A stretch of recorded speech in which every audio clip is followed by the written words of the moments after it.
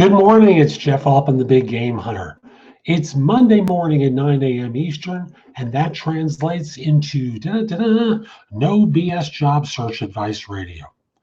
This is a time where I like to spend about 15 minutes speaking with you about some element of job hunting because I believe job search doesn't have to be as hard, difficult, or painful, or take so long. It's just the skills needed to find a job are different than the skills needed to do a job. And thus, what I try to do is spend a little bit of time talking with you about the job market, what you can be doing better, how you can do a more effective job, give you, state of the union kind of conversations from time to time, just so you can be more effective with your job search. Now, today's show is brought to you by two sponsors. The first one is Audible.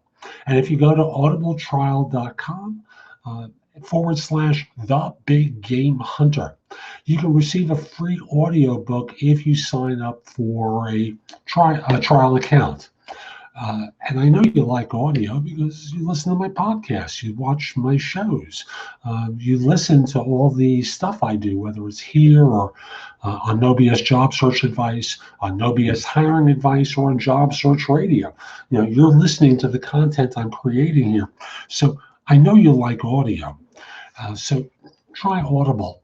If you would. Again, audibletrial.com /the Big Game Hunter. And the second sponsor is consultingassignments.com. That's a site where you can find and fill consulting assignments, full-time consulting positions, temp to perm, and contract to hire opportunities anywhere in the world completely free. Posting a job or a resume is free. Searching jobs and resumes is also free, as is the ability to contact one another. The only thing the site charges for is if you're going to feature a job or a resume. It is a whopping $10 for 30 days. And that price, believe it or not, will go down if you plan on featuring more than one job. So again, the site is consultingassignments.com. Now, I thought I would do a show about the job market because we just had the U.S. Bureau of Labor Statistics release the state of employment in the United States this past Friday.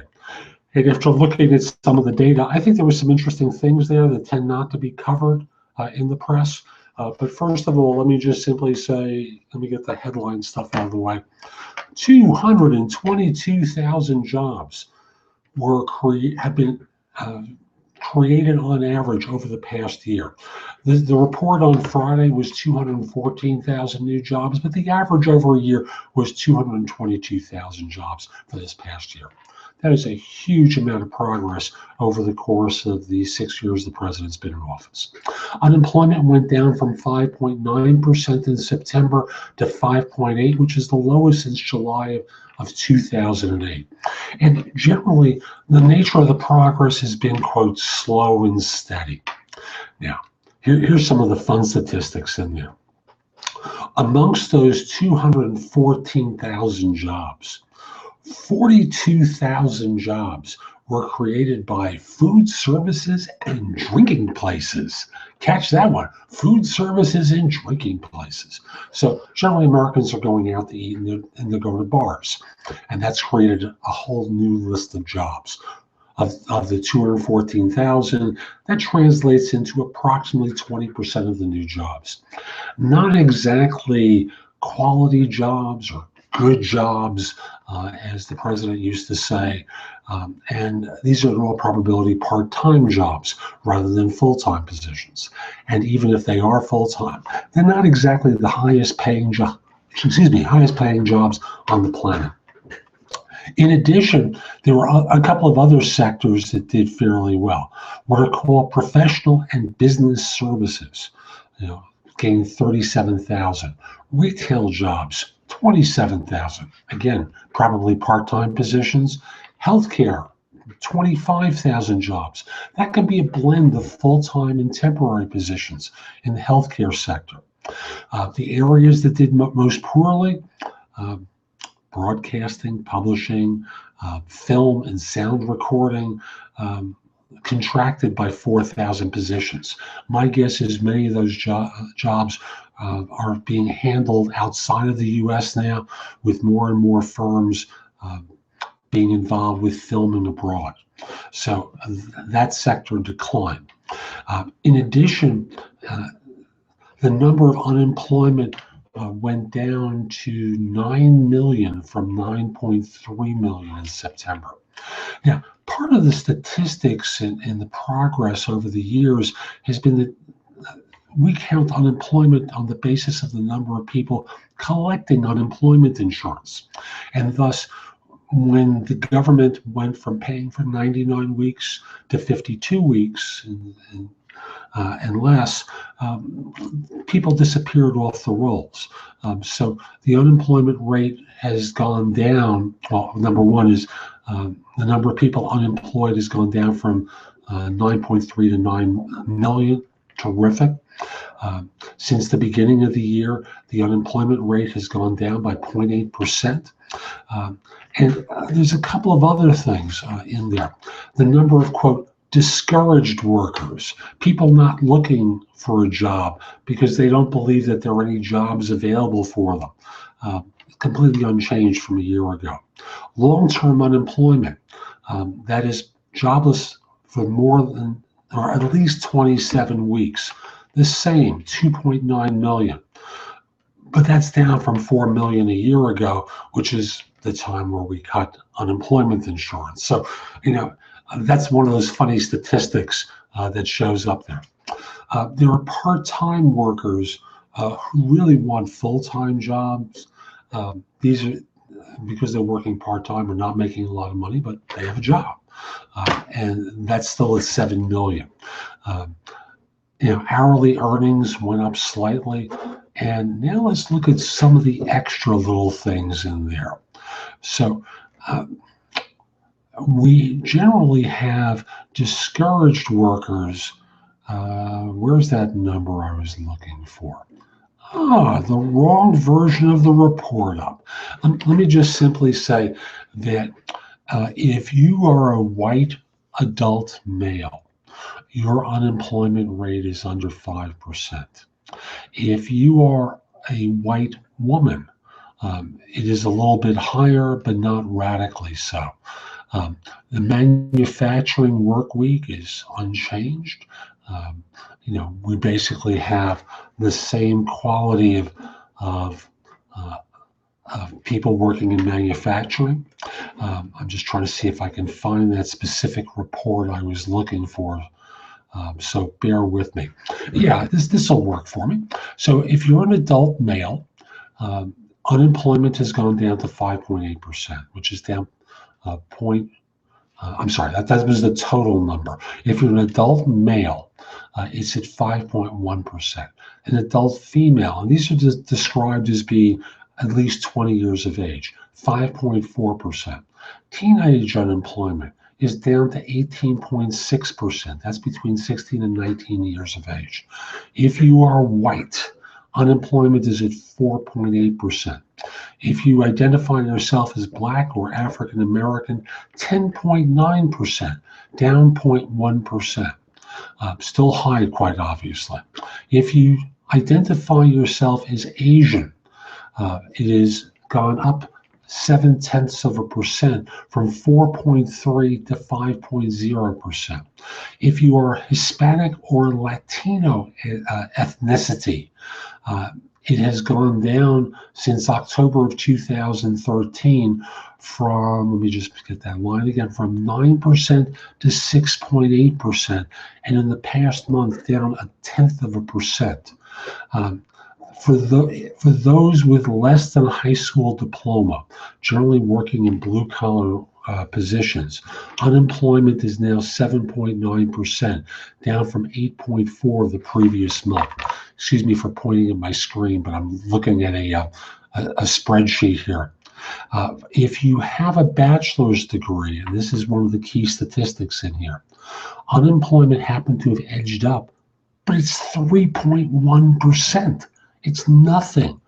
Now, it doesn't tell you whether or not those are quality jobs or not, but if a bachelor's degree affords you an opportunity to find work, apparently more positions in our society require a college degree.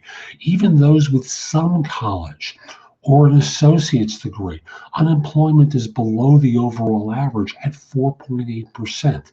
And that was down 0.6% in the past month. So um, there are people who lost their positions as a result of temporary work, and that went down pretty substantially. There are people who quit their jobs, again, down a bit. Unemployment duration has gone down pretty substantially. So to translate a lot of these numbers, we're still in a complicated economy.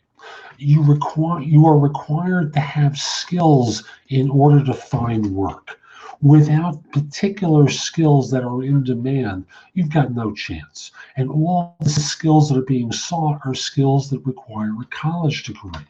Even if you're a barista at Starbucks, it looks like they need a college degree these days. Why? I don't know. But certainly the people I talk to at Starbucks are not dumb. They are well educated, and frankly, in many places I go into, they are well educated individuals.